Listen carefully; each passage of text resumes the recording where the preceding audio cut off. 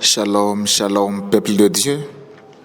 Je vous salue encore au nom de Jésus-Christ, notre Sauveur. Bienvenue encore au programme des 30 jours de guérison.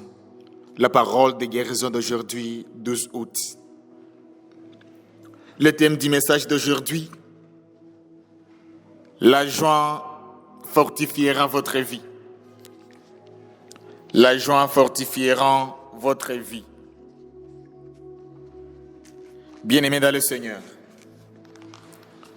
Proverbe chapitre 17, verset 22 déclare: un cœur joyeux est un bon remède, mais un esprit abattu dessèche les eaux. Amen. Chers lecteurs, vous avez peut-être traversé des expériences qui ont épuisé votre joie et fatigué votre esprit. La douleur peut devenir si familière que vous oubliez comment sourire, célébrer vos progrès ou accueillir les bons moments que Dieu place encore dans votre vie. Au nom de Jésus. Pourtant, l'Écriture vous rappelle qu'un cœur joyeux est un bon remède. La joie ne signifie pas que vous n'avez jamais souffert. Elle signifie que la douleur ne doit pas contrôler chaque partie de votre vie. Permettez à votre cœur de respirer de nouveau. Remerciez Dieu pour les petites victoires. Accueillez les moments de paix et restez proche des personnes qui fortifient votre esprit. Ne laissez pas la douleur d'hier voler la joie d'aujourd'hui. Un cœur joyeux peut apporter une force nouvelle à votre vie et vous aider à avancer avec une espérance renouvelée. Au nom de Jésus. Bien-aimés dans le Seigneur, le thème d'aujourd'hui nous rappelle que la joie fortifiera ta vie. On a lu le livre des Proverbes chapitre 17 verset 22 qui déclare: un cœur joyeux est un bon remède, mais un esprit abattu dessèche les eaux. Amen. Bien-aimés dans le Seigneur, les épreuves de la vie ont le pouvoir de voler notre joie si nous les laissons dominer notre cœur. Les déceptions, la maladie, les difficultés financières, les conflits familiaux, les deuils, les prières qui semblent sans réponse, les échecs et les incertitudes peuvent peu à peu nous épuiser également et spirituellement. Beaucoup de personnes continuent de sourire extérieurement tout en portant intérieurement un cœur brisé. L'ennemi sait qu'il parvient à nous enlever la joie. Il affaiblit aussi notre foi, notre espérance et notre courage. Pourtant, Dieu n'a jamais voulu que ses enfants vivent sous le poids du découragement. Son désir est que nous expérimentions une joie qui ne dépend pas des circonstances, mais de sa présence. La joie que Dieu donne est bien plus qu'un simple sentiment de bonheur. Elle est une force spirituelle qui renouvelle l'âme, fortifie la foi, restaure l'espérance et contribue même à notre équilibre émotionnel et physique. Quelle que soit la situation que tu traverses aujourd'hui, Dieu est capable de remplacer la tristesse par la joie parfaite. Au nom de Jésus. Bien-aimés dans le Seigneur, le livre des Proverbes a été rédigé principalement par le roi Salomon, comme on l'a toujours dit. L'homme à qui Dieu accorda une sagesse exceptionnelle lorsqu'il lui demanda un cœur intelligent pour gouverner son peuple. 1er roi chapitre 3 verset 9 jusqu'à 12. Inspiré par le Saint-Esprit, Salomon a écrit ces proverbes afin d'enseigner au peuple d'Israël particulièrement aux jeunes appelés à devenir des dirigeants, des parents, aux responsables et à tous ceux qui désirent marcher dans la crainte de Dieu. Comment vivre avec sagesse dans tous les domaines de la vie? Contrairement au livre historique de la Bible qui raconte des événements, les proverbes rassemblent des enseignements pratiques destinés à guider les croyants dans sa vie quotidienne. Ils abordent les relations familiales, les amitiés, le travail, les finances, les paroles, l'intégrité, la maîtrise de soi, la justice et la communion avec Dieu. Le chapitre 17 met particulièrement en évidence la différence entre la sagesse et la folie. Salomon montre qu'une vie sage ne dépend pas uniquement des connaissances, mais surtout de l'état du cœur. Il enseigne qu'il vaut mieux vivre dans la paix, avec peu de biens, que dans le dispute avec l'abondance. La première version, que Dieu éprouve les cœurs comme l'or est éprouvé par les faits. Que le véritable ami aime en tout temps. Que la folie apporte de la souffrance aux familles. Au nom de Jésus. Ça, c'est le verset 21 jusqu'à 25. Et que les sages sait maîtriser ses paroles et ses émotions. Versets 27 et 28 jusqu'à 28. Tout au long du chapitre, un même message revient. La qualité de notre vie dépend de l'état de notre cœur. C'est dans ce contexte que Salomon déclare: un cœur joyeux est un bon remède, mais un esprit abattu dessèche les eaux.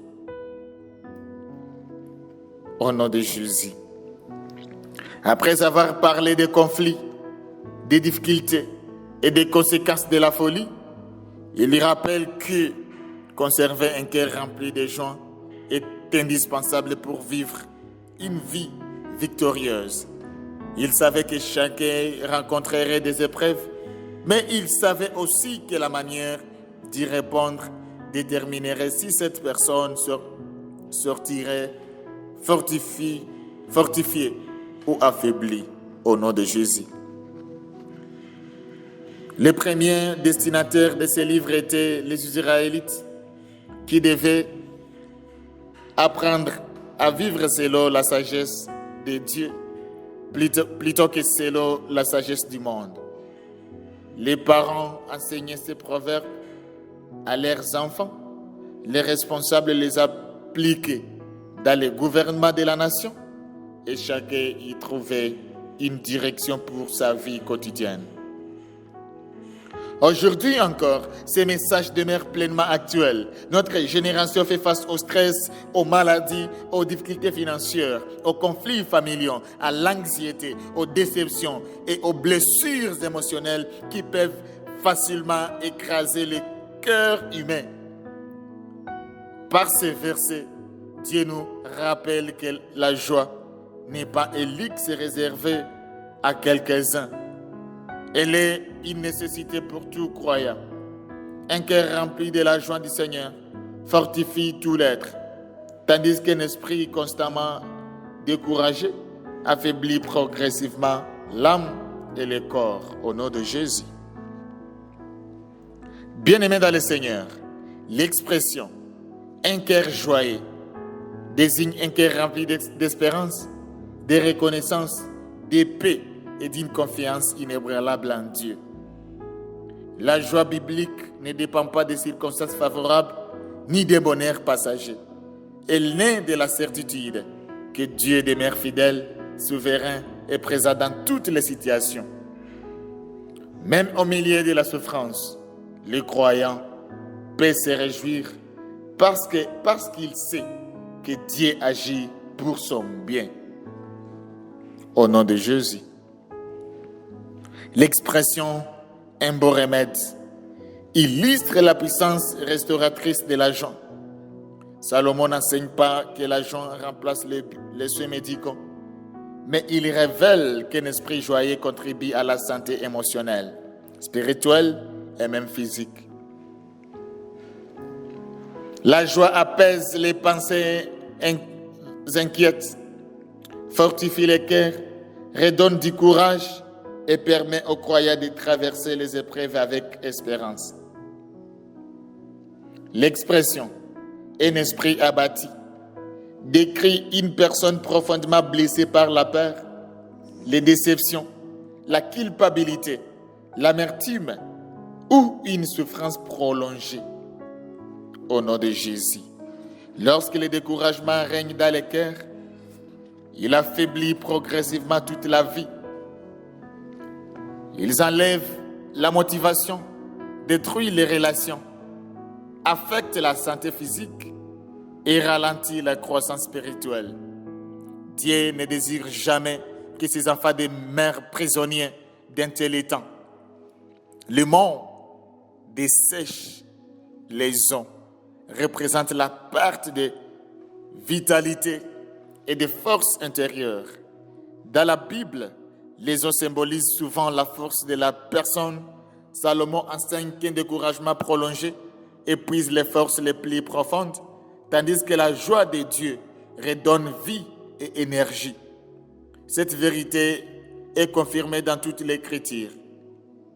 Néhémie encouragea les peuples en disant « Ne vous affligez pas, car la joie de l'Éternel sera votre force. » Néhémie chapitre 8, verset 10.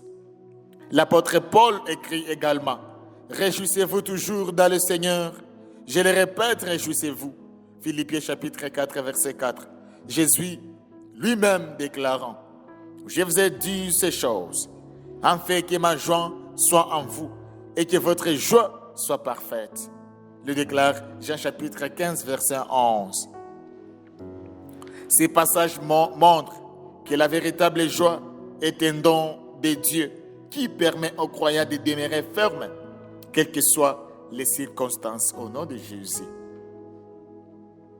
Bien-aimés dans le Seigneur, ne laissez pas les difficultés d'aujourd'hui voler l'espérance de demain. Les circonstances changent, mais Dieu ne change jamais. Il demeure fidèle même lorsque tout semble incertain. Choisis chaque jour de cultiver la joie en passant du temps dans la présence de Dieu. Commence chaque matin par la reconnaissance avant de lui présenter tes besoins. Médite sa parole, car ses promesses renouvellent les cœurs. Adore-les avant même de voir l'accomplissement de tes prières. La gratitude détourne notre regard de ce qui nous manque pour le fixer sur tout ce que Dieu a déjà accompli et sur ce qu'il accomplira encore.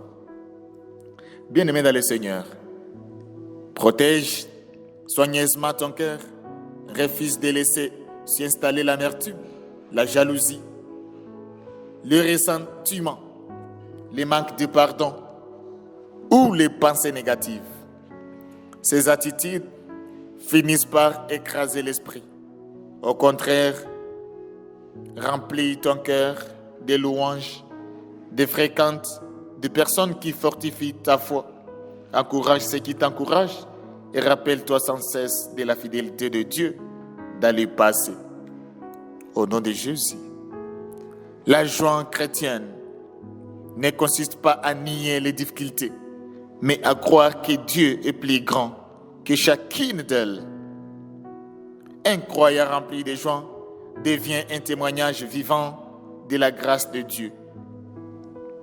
Lorsque Christ remplit ton cœur de sa joie, ta famille est encouragée, ton église est fortifiée, ton travail est béni et tout ce qui t'entoure voit la puissance transformatrice de Dieu. Alléluia. Cher lecteur, réponds aux questions de la parole d'aujourd'hui. De la première question te pose: quelles sont les situations qui ont récemment volé ta joie? Deuxième question: Ta joie dépend-elle des circonstances ou de la présence de Dieu? Troisième question. Y a-t-il de la peur, de l'amertume, de l'inquiétude ou une déception que tu dois remettre aujourd'hui au Seigneur? Quatrième question. Quelles habitudes peux-tu développer chaque jour pour cultiver un cœur joyeux et reconnaissant? Cinquième question. Comment ta joie peut-elle devenir un témoignage qui conduit d'autres personnes à Jésus-Christ? Que Dieu nous aide afin de bien répondre à cette très belle question. Bien-aimés dans le Seigneur, prions pour la parole. Père Céleste, je te remercie parce que tu es la source de la joie éternelle, de la paix parfaite et de l'espérance qui ne déçoit jamais. Merci de m'aimer dans toutes les saisons de ma vie et de ne jamais m'abandonner.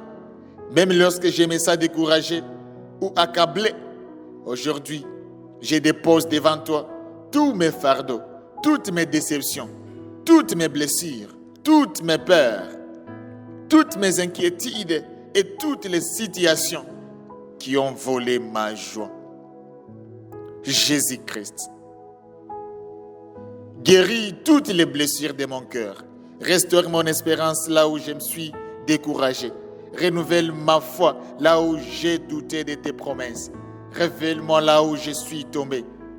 Fortifie-moi dans mes faiblesses et console-moi dans mes souffrances. Remplace tout esprit de tristesse par un esprit de louange. Toute peur par une confiance profonde en ta parole. Et toute larme par l'assurance de ton amour éternel, Seigneur Jésus. Je te prie pour ma vie spirituelle. Attire-moi toujours plus près de toi. Donne-moi une plus grande faim de ta parole, un amour profond pour la prière. Et remplis-moi du Saint-Esprit afin que je marche dans l'obéissance, la sainteté, la sagesse et la fidélité. Je te prie pour ma famille. Que ta joie règne dans notre maison. Restaure les relations brisées. Fortifie les mariages. Protège nos enfants. Bénis nos parents. Et fais régner entre nous l'unité, le pardon, la paix et l'amour. Que notre foyer soit un lieu où ta présence demeure conditionnellement. Je te prie pour ma santé. Étends ta main guérissante sur tout mon corps. Guéris toute maladie.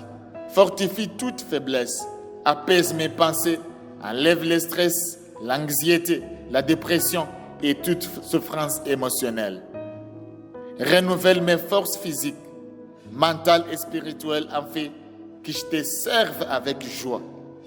Je te confie mon travail, mon ministère, mes études, mon entreprise et toutes les responsabilités que tu m'as confiées. Bénis l'œuvre de mes mains. Donne-moi la sagesse pour prendre de bonnes décisions. Accorde-moi ta faveur, l'excellence, la créativité, l'intégrité et ouvre devant moi les portes que personne ne peut fermer. Je te remets également mes finances, toi qui es Jéhovah Jireh. Pourvois à tous mes besoins, selon les richesses de ta gloire en Jésus-Christ.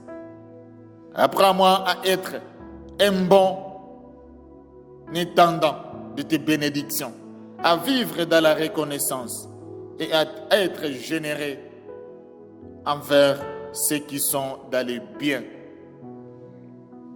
Je te confie mon avenir. Dirige chacun de mes pas selon ta parfaite volonté. Protège-moi de tout mal. Ferme les portes qui ne viennent pas de toi et ouvre celles qui me conduisent dans les plats merveilleux que tu as préparés pour ma vie. Enfin, Seigneur, fais de moi un instrument de ta joie, que mes paroles encouragent les découragés, que mes actions reflètent ton amour et que ma foi inspire ceux qui ont perdu l'espérance et que toute ma vie conduise hommes à Jésus-Christ. Merci parce que ta joie est ma force aujourd'hui, demain et pour toujours. J'ai choisi de me réjouir en toi, quelles que soient les circonstances, convaincu que tu fais courir toutes choses au bien de ceux qui t'aiment. Au nom puissant et glorieux et victorieux de Jésus-Christ que nous prions ainsi. Amen. Bien-aimés dans le Seigneur, je prie que le Dieu Tout-Puissant puisse vous bénir, en fait d'avoir aimé et honoré la parole de Dieu, qu'il puisse vous bénir abondamment. Je vais te rappeler que la parole de guérison est disponible sur Amazon.com. Tu peux y passer les commandes. Le livre s'achète seulement à un prix de 10 000 francs en deux. Tu seras guéri, ta famille sera guérie. Tout le monde sera guéri grâce à toi. Que Dieu vous bénisse abondamment. Amen.